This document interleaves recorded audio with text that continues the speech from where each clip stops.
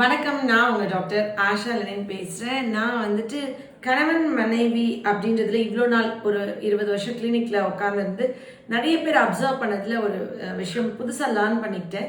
அதை வந்து ஃபஸ்ட்டு சொல்லணும்னா, மனைவி தாய்க்கு அப்புறம் அம்மாவுக்கு அப்புறம் ஒரு கணவர் வந்து ஒய்ஃப் கிட்ட வந்து வராங்கல்ல, அப்போ வரும்போது 2 டைப்பாக இருக்காங்க.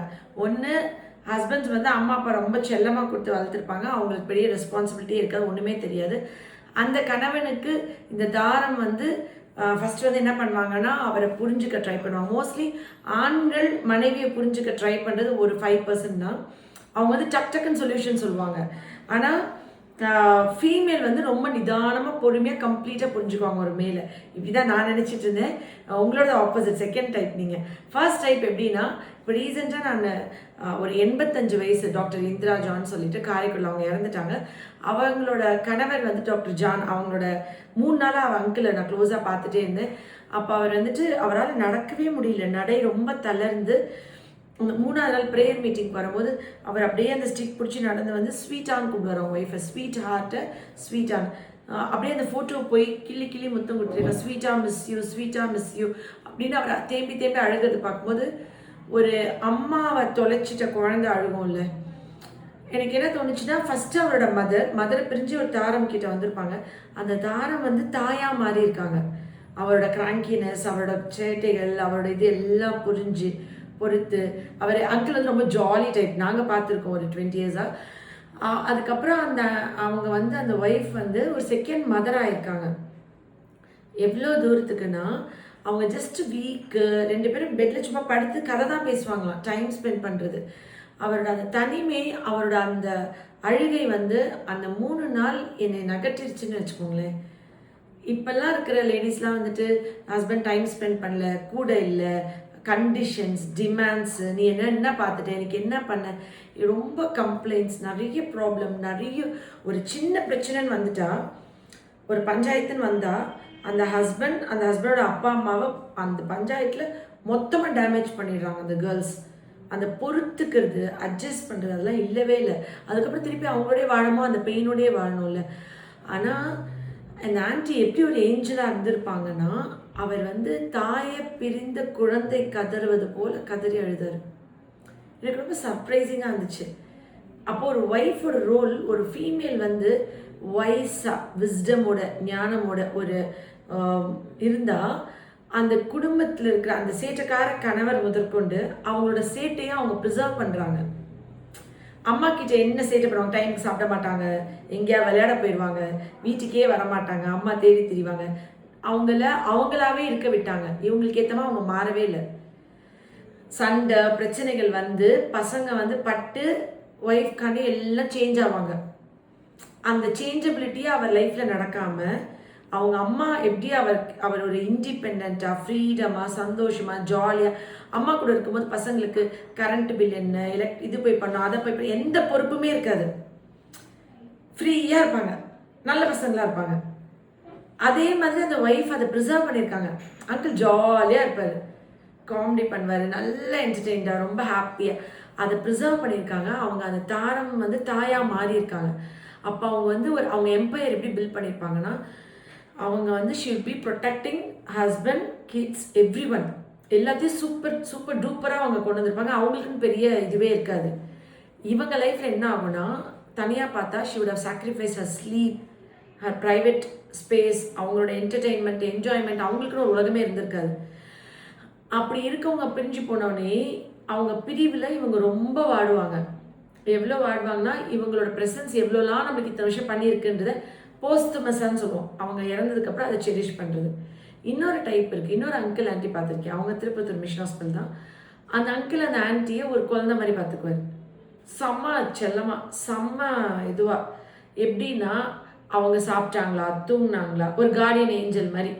அந்த ஹஸ்பண்ட் வந்துட்டு அந்த ஆன்ட்டியை எப்பவுமே லக்கேஜ்னு தான் சொல்லுவாங்களாம் எல்லாரும். அந்த மிஷன் ஹாஸ்பிட்டல் அந்த ஆன்ட்டி வந்து லக்கேஜ் தூக்கிட்டியாப்பா அப்படின்னு அவங்களுக்கு ஸ்கூலுக்கு கொண்டு போய் விடுறது, வீட்டுக்கு கொண்டு வந்து விட்டுறது, அவங்களுக்கு கிச்சனில் எல்லாம் ஹெல்ப் பண்ணுறது. அதுக்கப்புறம் தான் கொஞ்சம் ஃப்ரெண்ட்ஸோட போவார். அந்த அங்கிள் வந்து எப்படின்னா கம்ப்ளீட்டாக அவங்கள பேம்பரிங். அந்த ஒய்ஃப்க்கு வந்து எதுவுமே தெரியாது. அவங்க கவர்மெண்ட் டீச்சர், அவங்க ஒர்க் பண்ணாங்க, அவ்வளோ சேலரி, பென்ஷன், அவங்களுக்கு உலகமே தெரியாது அந்த ஆன்ட்டிக்கு. இவர் கடைக்கு போகிறதுலேருந்து வெளியே போய் எல்லாமே இந்த அங்கிள் பண்ணிடுவாங்க. அப்படி பேம்பர் பண்ணுவாங்க. செகண்ட் டைப் கிட்டத்தட்ட இவர் மாதிரி. நீங்கள் வந்து என்னென்னா வீட்டுக்குள்ளே இருக்கீங்க, உங்களுக்கு வெளி உலகம் தெரியாது. அவர் வெயிலில் போய் நில்லு, கொஞ்சம் ஹெல்த் பார்த்துக்கோ, வாக்கிங் போ, உனக்குன்னு டைம் ஸ்பெண்ட் பண்ணு. உனக்கு ஏதோ ஒரு ஸ்ட்ரெஸ் இருக்கா, அவங்க கூட இப்போ இவங்க கூட பேசினாலும் உனக்கு ஸ்ட்ரெஸ் வருது, முதல்ல அந்த ஃபோன் பேசாத. உங்களை வந்து அப்பா அம்மா ரோலை இவங்க ப்ளே பண்ணுறாங்க. புரியுதுங்களா? இவர் கணவர் வந்துட்டு ஹஸ்பண்ட் ரோலை தாண்டி ஒரு பேரண்டிங் ரோலை பண்ணுறாரு. நீங்கள் ரொம்ப பிளெஸ்ட், லக்கி. புரியுதுங்களா? அவர் வந்து உங்களுக்கு நீங்கள் தாயா இல்லாமல் நீங்கள் ஃபுட்டெல்லாம் குக் பண்ணிடுறீங்க, நீங்கள் வேலைகள் பார்க்குறீங்க, நீங்கள் மோசம் சொல்ல வரல. ஆனால் உங்களுக்கு கணவர் தகப்பனார் மாதிரி, அப்பா மாதிரி, அம்மா மாதிரி அந்த லவ் தாண்டி ஒரு ரெஸ்பான்சிபிலிட்டி, ஒரு அன்பு, லவ், கேர் இதெல்லாம் இருக்குது. அந்த அங்கிள் வந்துட்டு எப்பயுமே எல்லா பெண்களுமே என்ன சொல்லுவோன்னா, நம்ம தீர்க்க சுமங்கலியாக போயிடணும். நம்ம இல்லாமல் நம்ம கணவர் இந்த உலகத்தில் வாழ்ந்தால் ரொம்ப கஷ்டம். சாப்பிட்டீங்களா, டீ குடிக்கிறீங்களா அப்படி இப்படி கேட்க மாட்டாங்க யாருமே. ஆனால் என் மாமியார் சொல்லுவாங்க, எங்கள் மாமனார் இறந்துட்டாங்க, அவர் போயிட்டு நான் இருந்தால் பரவாயில்லம்மா, பொம்பளைங்க பொழைச்சிக்கும், இருந்துக்கும். நம்ம இல்லாமல் ஆண்கள் இருந்தால் தான் மருமகிட்ட சாப்பாடு கேட்கணும், இல்லை மகிட்ட டிபெண்ட் பண்ணணும், மகா வீட்டுக்கு போகணும், அது இதுன்னு. ஆனால் ரெண்டுமே கஷ்டம்தான். 40 வருஷம் 50 வருஷம் ஒன்றா வாழ்ந்துட்டு இவங்க அவங்கள குழந்தை மாதிரி பார்த்துருந்தாலும் அந்த பார்த்துக்கிற குழந்தை இல்லையேன்னு இவங்களுக்கு ஏக்கமாக இருக்கும். புரியுதுங்களா? அவங்க உங்களை குழந்தை மாதிரி பார்த்துக்கிட்டா கூட நம்மளை பார்த்துக்கிட்டவங்க இல்லையே நம்மளுக்கு அழுகையாக இருக்கும். எனிஹாவ் இந்த ஹஸ்பண்ட் அண்ட் ஒய்ஃப் லவ் எப்படி இருக்கணும்னா, அந்த 2 பேரில் யாரா ஒருத்தவங்களாவது அந்த லவ் தாண்டி அந்த மதர்லி இல்லை ஃபாதர்லி கொண்டு வந்துடணும். அப்படி வராத இந்த ஹஸ்பண்ட் அண்ட் ஒய்ஃப் வந்து எப்பனாலும் அது வாழ்ந்து அடிச்சுக்கிட்டே கிடப்பாங்க. ஸோ ஒன்று தாரம் தாயாகணும், இல்லை கணவர் வந்துட்டு அந்த பேரண்டிங் அந்த லவ் வரணும். இது ரெண்டும் வந்துச்சுன்னா அவங்க 2 பேரோட லைஃப் வந்து குட். யாரோ ஒரு ஸ்டேஜில் ஒருத்தவங்க விட்டு கொடுக்க ரெடியாக இருக்கணும். இது இல்லாமல் அந்த லைஃப் இருந்ததுன்னா திரும்பி பார்க்கும்போது அவங்க ரொம்ப கஷ்டம். ஆனால் most of the time 200 times வந்து அந்த காலத்துலேருந்தே ஒய்ஃப் தான் வந்து ரொம்ப அட்ஜஸ்ட் பண்ணி விட்டு கொடுத்து அப்படி இருக்காங்க. இப்போ வந்து அந்த சகிப்புத்தன்மை ரொம்ப கம்மியாகிடுச்சுன்னு நினைக்கிறேன். நான் இவ்வளோ டிவோர்ஸ்னால சொல்ல வரேன்னு நினைக்காதீங்க. என் கிளினிக்கில் அவ்வளோ கப்புள்ஸ் நான் பார்க்குறேன். ஆஃபீஸ் முடிச்சு வந்த உடனே அவருக்குன்னு டைம் ஸ்பெண்ட் பண்ணுறாரு, என் கூட பேசவே இல்லை, காலையிலேருந்து சும்மா வந்தோடனே ஃபோன் வச்சுக்கிறாங்க. ஃபோன் டிவியில் வச்சுக்கக்கூடாது தான், இப்போ டைம் ஸ்பெண்ட் பண்ணதான். பட் ஒய்ஃப்ஸ்க்கு இவ்வளோ கம்ப்ளைண்ட்ஸ் இருக்குது சொல்கிறதுக்கு கணவர் மேலே. இப்போலாம் அந்த சகிப்புத்தன்மை ரொம்ப கம்மியாயிடுச்சோன்னு நான் நினைக்கிறேன். இந்த காதல் குறைஞ்சி ரொம்ப இப்போ நம்ம அப்பா அம்மாலாம் போர் அடிக்குதுன்னு அம்மாவை வெளியே என்டர்டெயின்மெண்ட் கூப்பிட்டு போன மாதிரி நீங்கள் பார்த்துருக்கீங்களா? உங்கள் அம்மா எங்கேயாவது பார்க்கு, பீச்சு, டிவி, சினிமா, நம்மளுக்கு எவ்வளோ என்டர்டெயின்மெண்ட் இருக்குது. அவங்கள விட நம்ம சூப்பராக இருக்கும்ல. பெண் உரிமை, பெண் சுதந்திரம்னு போகக்கூடாது, எனக்கு அதில் உடன்பாடு இல்லை. அந்த பெண் உரிமை, பெண் சுதந்திரம்னு பேசுகிற எல்லாமே இம்மாரல் ஆயிடுது.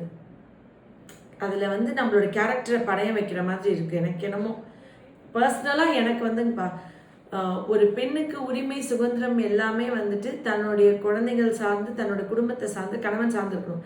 அப்படி இருக்க விருப்பம் இல்லாதவங்க மேரேஜ் பண்ணிக்கக்கூடாது. ஏன்னா அவங்க லைஃப்பை மட்டும் கெடுக்கல, 2 உலகம் தெரியாத குழந்தைங்க லைஃபை சேர்த்து ஸ்பாயில் பண்ணுறாங்க.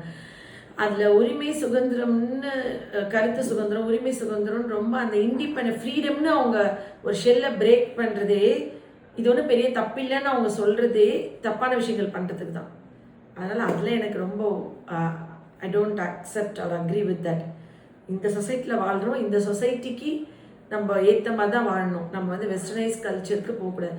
ஸோ இந்த காதல் வந்து ரொம்ப குறைஞ்சி, ரொம்ப கணவனும் ரொம்ப ட்ரக்ஸோ இல்லை ஏதோ ஒரு கெட்ட பழக்கமோ அப்படி போயிடக்கூடாது, மனைவியும் வந்துட்டு ரொம்ப அந்த மாதிரி போயிடக்கூடாது அப்படின்ட்டு நான் வந்து ரொம்ப கேட்டுக்கிறேன். இதில் ஒரு ஹஸ்பண்ட் அண்ட் ஒய்ஃப் எல்லாருமே இன்னிலேருந்து உங்கள் ரிலேஷன்ஷிப்பில் ஒர்க் பண்ணுங்கள். நான் இந்த பார்த்ததுக்கப்புறம் நான் ஒர்க் பண்ண ஆரம்பிச்சிட்டேன்.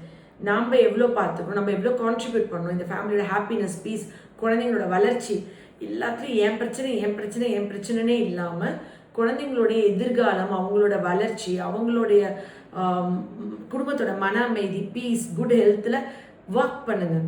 அதை பற்றி யாருமே ஒர்க் அவுட் பண்ண மாட்டேங்கிறீங்க. ஹஸ்பண்ட் அண்ட் ஒய்ஃப் உட்காந்து நிறைய பேசணும், நிறைய ஒர்க் அவுட் பண்ணணும்னு நினைக்கிறேன். இன்றைக்கி ஒரு முதிர்ந்த ஒரு, அவங்களுக்கு என்ன ஏஜ் ஆகுது மேம்? 55, அவங்களுக்கு 64. ஸோ ஒரு முதிர்ந்த ஒரு கணவன் மனைவி முன்னாடி விட்னஸ் பண்ணணும்னு நினைக்கிறேன். நான் இதை பார்த்து ரொம்ப பிரமிச்சேன். நிறைய இடத்துல பார்க்க இப்போ இவங்க இதில் வந்து நீங்கள் தான் ரொம்ப லவ்விங் கேர்லாம் ஃபுட் வைஸ் அவங்க நல்லா கவனிக்கலாம். மென்டலி நீங்கள் ஸ்ட்ராங். ஒரு வீட்டில் வந்து மென்டலி ஹஸ்பண்ட் ஸ்ட்ராங்காக இருப்பாங்க, ஒய்ஃப் எமோஷனல் பிரேக் டவுன் இருப்பாங்க, அவங்க தைரியம் பற்றி அவங்கள கொண்டு வருவாங்க. சில வீட்டில் ஹஸ்பண்ட் ரொம்ப வீக்காக இருப்பாங்க, ஒய்ஃப் மென்டலி ஸ்ட்ராங்காக இருப்பாங்க. பட் 2 பேருமே காம்ப்ளிமெண்ட் பண்ணுறது தான் ட்ரூ லவ்னு நினைக்கிறேன். இது நான் இப்போ ரீசெண்டாக கற்றுக்கிட்டேன். இது கண்டிப்பாக எல்லாருக்கும் சொல்லித்தரணும்னு நினச்சேன்.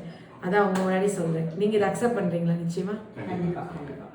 ஏன்னா இது வந்துட்டு பெரியவங்க உங்கள் ஏஜ்க்கும் நீங்கள் வந்து எங்களுக்கு அட்வைஸ் பண்ணுற ஒரு பெரியவங்க. அப்போ இது வந்து எல்லாருக்கும் தெரிஞ்சுக்கணும். இந்த காதல் வந்து ரொம்ப கம்மியாகுது. ரிலேஷன்ஷிப்பை எல்லாரும் ஒர்க் அவுட் பண்ண மாட்டேங்கிறாங்க. நிச்சயமாக பண்ணி எல்லா இடத்துலையும் எல்லா குடும்பத்துலேயும் காதல் இருந்தால் தான் அந்த குழந்தைங்க உலகம் போற்றும் பிள்ளைகளாக வர முடியும். அந்த மனநிலைமையில் அந்த சூழலில் வளர்கிற குழந்தைங்களால தான் கன்ஸ்ட்ரக்டிவாக லைஃப்பை லீட் பண்ண முடியும். நம்ம வாழ்ந்து வாழ வைக்கிறது ஈஸி. நம்ம குழந்தைங்களுக்கு சொல்லி கொடுக்கறத விட அவங்க பார்த்து வளரணும். எப்படி அம்மா வந்து அப்பாவுக்கு மரியாதை கொடுத்தாங்க, எப்படி அப்பாவை ட்ரீட் பண்ணாங்க, எப்படி லவ் பண்ணாங்கன்னு பார்த்து என் பையன் கற்றுக்கிட்டா தான் அவன் நாளைக்கு வர மனைவியும் அதே அளவுக்கு நேசிப்பான். கணவர் எனக்கு எவ்வளோ மரியாதை கொடுக்குறாரு, என்னை எப்படி நடத்துகிறாரு. குழந்தைங்க முன்னாடி நம்ம அப்பாவை ஒரு கெட்ட வார்த்தையோ ஒரு மோசமான வார்த்தையிலோ கணவரோ மனைவியோ கணவரோ பேசிட்டா அந்த குழந்தைங்களுக்கு அதை எவ்வளோ தூரத்துக்கு மனசில் டீப்பாக போகும் அதை பற்றி உங்களுக்கு ஐடியாவே இல்லை. குழந்தைங்க முன்னாடி நம்ம பிரச்சனை தான் பெருசு, இந்த தீர்வேன் அப்படின்னு அந்த இடத்துல போட்டு உடைக்காமல் ஒரு விஷயம் குழந்தைங்க ஆப்சன்ஸில் டிஸ்கஷன் கூட போங்க.